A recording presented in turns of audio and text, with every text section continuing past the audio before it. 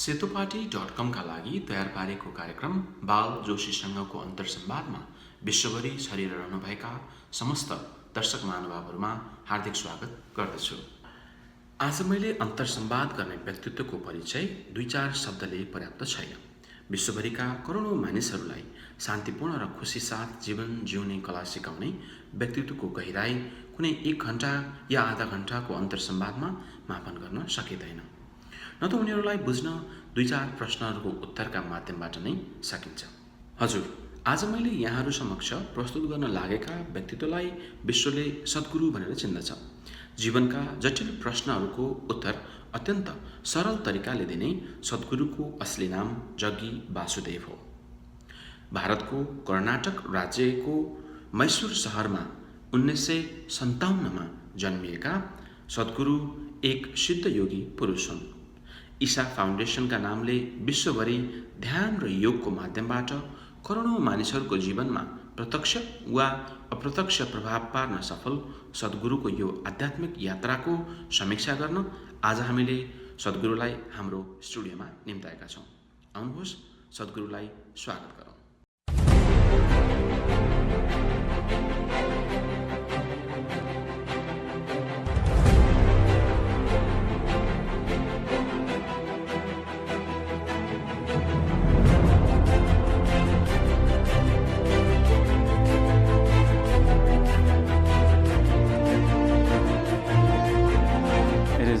Definitely an honor and a lifetime experience for me to interview you. It's a dream come true. Thank you for this opportunity and honor. You have said inner engineering is not a philosophy, rather it's a technique. Technology.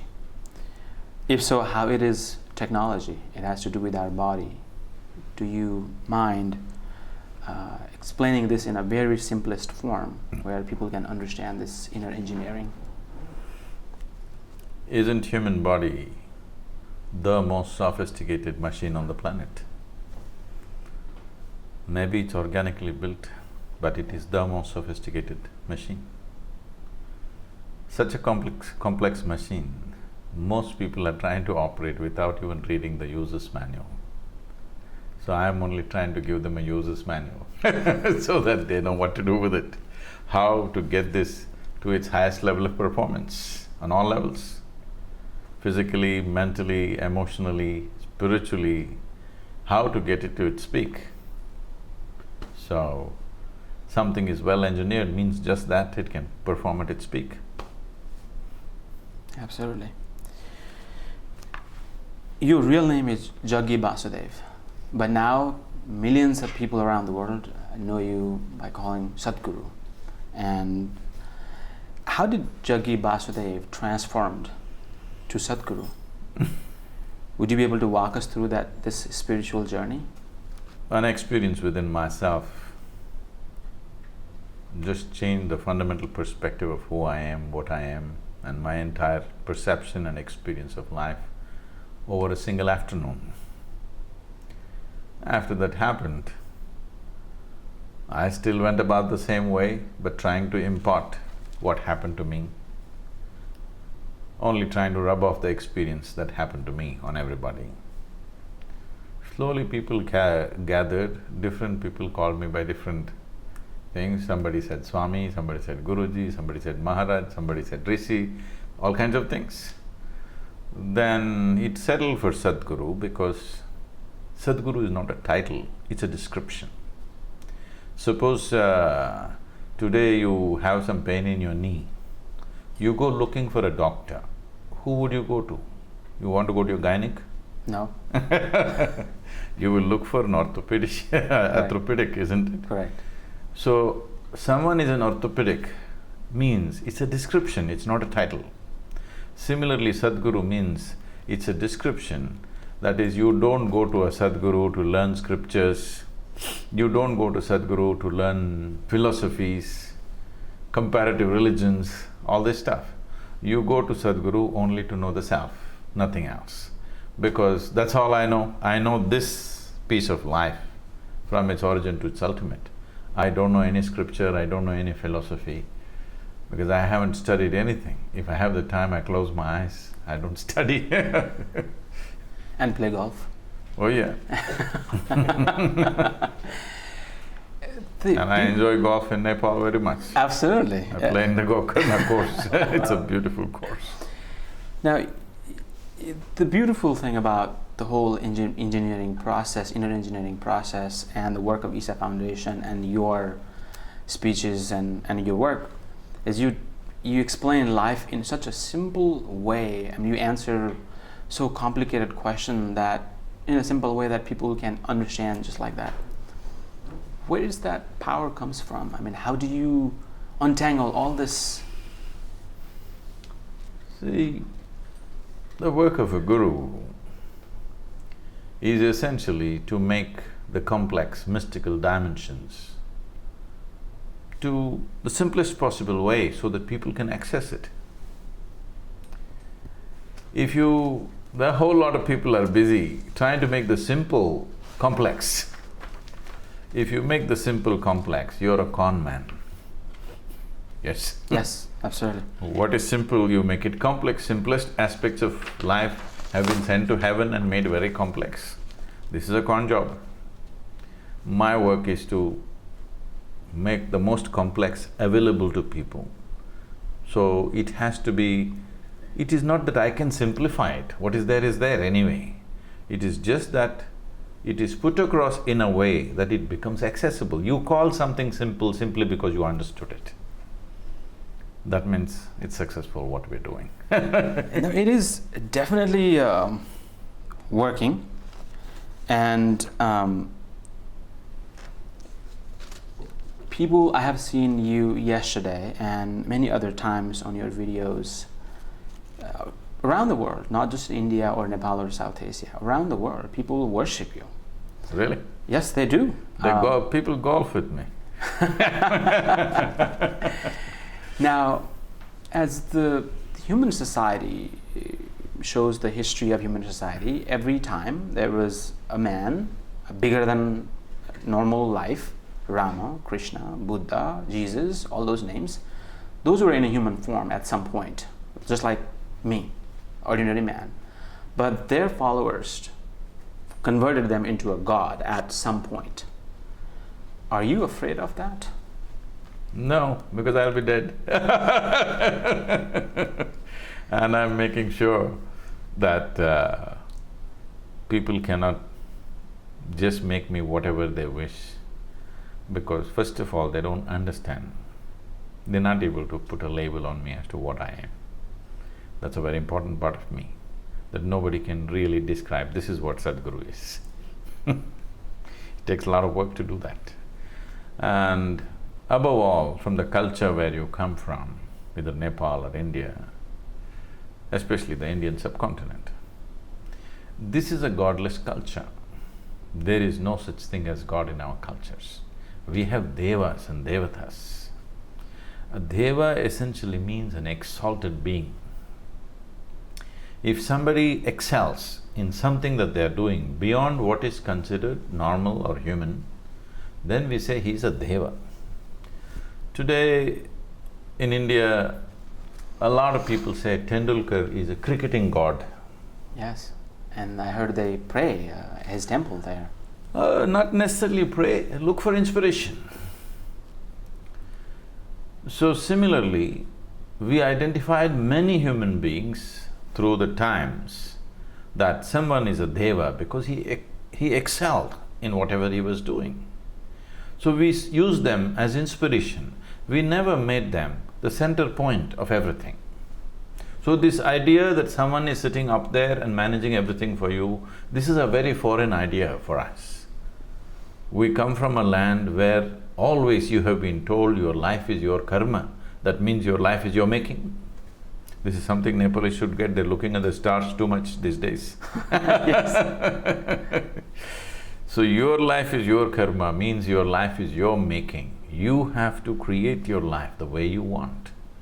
If you excel in creating something, well, people around you for the sake of inspiration, whether it's sport, art, music, spirituality, will make you a deva. because for them it's useful to look up. It's of no consequence to me. And I think I don't mind, as long as I'm useful. Whether I sit on a chair or they hang me on a wall, it doesn't matter, as long as it works for them. I'm sure it is working for a lot of people. In many of your interviews and in even book, you have talked about mystique and mistake. How does one become mystique from mistake? What is being spiritual mean in this modern age? If you start seeing everything just the way it is, people think you're a mystic. Because they're making mistakes with their perception, because they're not able to separate their perception and their thought process and emotion. If you know how to hold your body, your thought, your emotion, and your fundamental perception of life separately, you will see everything just the way it is. Otherwise, all the time, you're clouded and influenced by yesterday's experience of life. Whatever you have perceived as a child is still ruling your life, actually, because it plays in everything. When you don't allow anything to play, now I have 2 eyes, vision. When I look at something, my memory is not there in my eyes. Once your memory is not in your eyes and your ears and your sense of perception, then you see everything just the way it is. When you see everything just the way it is, people see you as a doorway. Many of us who are living If you want to go somewhere, an unknown place, you would like to go with somebody who can see better than you. So, as you saw yesterday and everywhere else, thousands of people, sometimes a million people come. If I say close your eyes, they'll close their eyes, stand up, sit down, open, everything they will do. But when I come to Nepal for the trek, which I'm going now in July, now I walk with the Sherpa somewhere 18,000 feet above the mean sea level in the mountains, barren Himalayan ranges. That Sherpa, I just follow him. There is a fork, I think I should go this way. He says, He doesn't even say, Sadhguru, please come this way, nothing like that, he just like this. I say, why not like this? I just go with him, like his pack animal. Because in that terrain, he knows better than me. In this inner terrain, I know better than you, that's all. Definitely, you are… I'm a spiritual Sherpa, how's that? That's fantastic, absolutely. But many of us who are living in grihast life, like marrying and all that detail, social responsibility and everything, willingly or unwillingly are interfered by 5 thieves, such as Kam, Krodh, Lobh, Moha, Ahankar and all the details. It is yogi, it's very easy for yogi like yourself and Siddha Purus to subdue these senses. But for someone like me, it is very hard to subdue. And consciously or unconsciously, it becomes part of our life. How do I find a balance? You don't have to do any subduing. As you said, consciously or unconsciously. You just have to do it consciously. If you do it consciously, everything is in control. If you do it unconsciously, it simply means you don't know what you're doing. Is that the way to live for a human being? So it's not about subduing, this is about living consciously. Okay. But where does the progress comes from? I mean, without having that desire to achieve something bigger than yourself, more than today. See, there are 2 ways. Either you try to do something bigger than yourself and be frustrated for the rest of your life because you cannot do anything bigger than yourself. That is, if you have a car, I'm using an example, if you have a car which can travel at 100 miles per hour If you try to push it at 200 miles per hour, all that will happen is breakdown. You will never go at 200 miles per hour with a car which has a capacity only for 100 miles per hour. So that is the fundamental mistake. You're trying to do something bigger than yourself. Instead of that, if you invest a certain amount of time and energy to make this boundless, nothing is bigger than this. When nothing is bigger than this, whatever you think is great achievement happens like play. No hard work. Everything is like play. What a Ford thinks… I'm sorry, I should use a brand name. The car that you're using, the rental car that you borrowed just now, what your car thinks is a tremendous effort, a Ferrari will do effortlessly, isn't it? Yes. So first become a Ferrari, that is, increase your capacity, then doing something will happen effortlessly. That is why… That's why engineering. Yes, absolutely. Ferrari means just… I'm using Ferrari as a name, but it just means a better engineered stuff. So if you become better engineered, what you do will anyway get enhanced. But without enhancing the machine, you're trying to enhance activity. Without enhancing the subject, you're trying to enhance the activity. It can only break down. Correct. Is that why many people are unhappy, dissatisfied with their lives despite of this luxurious life and comfort that we have today in modern age? So people are unhappy and miserable simply because they don't know how to manage their mind, their emotion, their body, their chemistry, their energy. They are functioning accidentally. As you said, consciously or unconsciously, as if that's a choice. Large part of them is happening unconsciously. So if they're happy, that is also an accident. If they're unhappy, that is also accidental. It's time that you take your life into your hands, because once you become human, this is the privilege that we have as human beings, that what we do and do not do is determined by us. For every other creature, they're programmed to just be like that. But we are unprogrammed by nature. This is what evolution meant.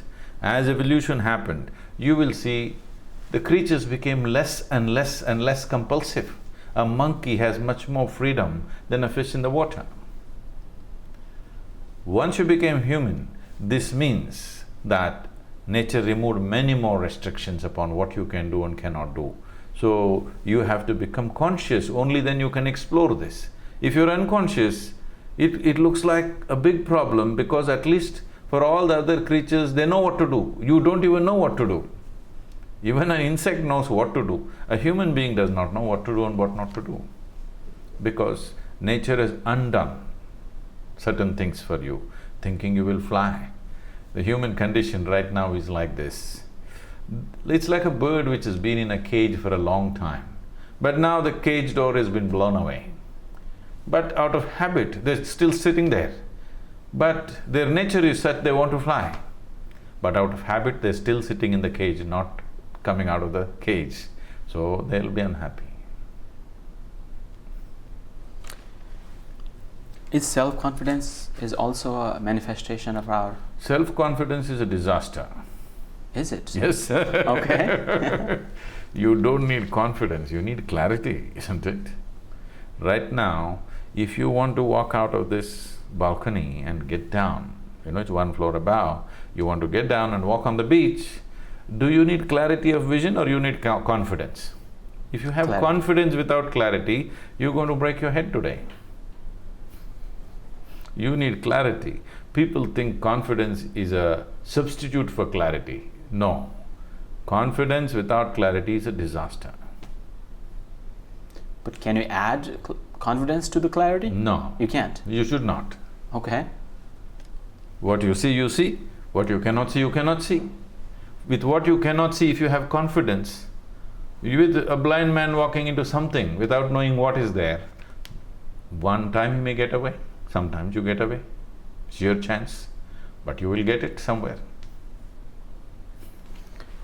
If that's so, then in a family, or just between friends, or brother, sister, or two countries, two societies, the one thing that always play a big role in creating a conflict, which is ego.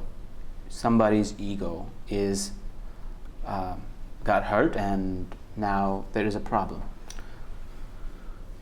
Why do you say this is ego? This is just somebody's just being stupid. What is this ego business? This is like this. When you do something well, when you do something wonderful, you will say, I did it. When you do something nasty and stupid, you say, it's my ego. So Mr. Ego is a fall guy for you all the time. I'm saying remove that. Just, you must come to this much sincerity. How many people are residing in this body of yours? Just me? Just you? Just That's me. good news. Because if there is more than one, it means you're either schizophrenic or you're possessed. From the country where you come from, lot of possessing will happen, you know. So either you need a psychiatrist or an exorcist to beat you out of it. Yes. But the fact is, there is just you. If you see it's just me and me and me alone, that sometimes I'm wonderful, sometimes I'm nasty, sometimes I'm beautiful, sometimes I'm horrible, this is what I am. If you see, transformation will begin. If you think I'm like this because some other force is acting through me, you will always be like this because you found your excuse. Nothing will change.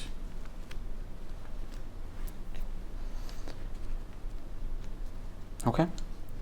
Now, the majority of my audience today, watching on Facebook as well as will be watching on our news portal, there are people from Nepal and Nepalese around the globe. We have a deep association with Lord Shiva. Even though you have reintroduced him as Adi Yogi. I did not reintroduce him. Always, always, forever, wherever you saw Shiva, he was a yogi, isn't it? Correct. You just forgot. I'm reminding you. That's a proper word, yes. You are reminding us that he's an Adi Yogi, he's a different person. As you know, Nepal has remained as only Hindu nation in entire, for many centuries. Not anymore, I thought it's become… Correct. However, but the geopolitical situation that caused that Nepal is no longer only Hindu nation. What is the best way to integrate this change, both for leaders and people from Nepal? See, the important thing is to understand that first of all, we remember someone who was many thousand years ago only because in some way he is relevant to us today. Otherwise, what's the point? What is the point remembering a man who might have lived or might not have lived 15,000 years ago? We remember him because of the contributions he made to our life. But slowly we have completely forgotten the contributions he made. The significance of Shiva or Adi Yogi, the first yogi, is that he gave us this fundamental that if a human being is willing to strive, you can cross all the limits that nature has set upon you. This is his life. His entire life is a display of this. His teaching is that what he gave you is just this 112 ways in which a human being can transcend the limitations of who we are right now. If you don't make use of that, if you just go on looking up to him, thinking he is going to change your life, no, he made it very, very clear. This is a very beautiful episode. When the 7 sages were fully enlightened and he told them to leave, to go to different parts of the world and, impart this knowledge, what he has given them. But they had lived with him for many, many years. Now going into the world felt like a completely another dimension for them. So they said, this is too fantastic what you have offered us. But if we go to the other parts of the world, strange lands somewhere, they went very far. One went to South America, One went to Northern Africa, one to Central Asia, another Southeast Asia, one came Southern India, another came to the Himalayan region in India, another stayed with him. So when they were supposed to go, they hesitated and they asked, suppose we face danger, we are not able to spread this. You have given something so precious to us, we are supposed to offer it to the people. These strange lands, we don't know whether they are men or beasts who exist in other parts, nobody has seen. We are going to those parts of land which nobody has any knowledge about. Will you be there for us? Then Adi Yogi was aghast at their request. He said, when you are in trouble, I shall sleep. That's his strange way of supporting friends or disciples. That's the best way, because I have empowered you. You have to operate out of that empowerment. And above all, when I sleep, I become one with everything. I will be part of you also. You can access me, but it is not like every time you're driving, you're looking at the rear view mirror thinking somebody's going to push you from behind. Life never worked like that. Life has never worked like that for anybody who's done anything successfully in this world. Life has never worked like that. Only those who don't succeed in anything are always looking backwards, thinking something will come and push them from behind. Accidentally it may happen, but it doesn't happen like that. So he said, when you really need me, I will sleep. Because in sleep, I am not an individual, I'll merge with everything. So it's time that we remind the world that the person or the entity that you worship as Shiva was the first yogi. He offered a phenomenal science through which every human being can attain to his highest possibility. And you don't have to believe anything. You don't have to believe anything. You don't have to subscribe to any philosophy. It's just a methodology, a science, a technology. 112 technologies. You can open any app, it'll take you there. My mom is also… she pray Shiva, but she considered him as a god. You have, as you said, not reintroduced, reminded us that he is Adi Yogi, he is the one who first introduced yoga. You have redesigned his face with Adi Yogi face in Tamil Nadu, India, and I think you plan to have the similar faces around the three other part of India. It seems like Shiva has appointed you as his ambassador. You have some sort of partnership. Slave. I am not his ambassador, I am his slave. Do I look like an ambassador? And you do not pray. You do not. You said you never prayed. You never got in. No. So how did you connect with him? I mean, there must be Slaves don't pray to their masters, they just do their bidding. But you must have received an order from him. Compelled. Because there are millions of people that watches you, as well as they think that Shiva is their Lord. And when they hear you are reminding them about Shiva, and they naturally get attracted to you, to your principle and to inner engineering. What I want to understand is, how did this connection with Shiva happen? I never sought the connection. I don't know when he slipped in. He slipped into my very breath. So I am not a devotee of Shiva. I don't worship Shiva, but I breathe Shiva. I can't help it. It's not my decision. You're part of him. Or he's part of you. Whichever way you want to look at it.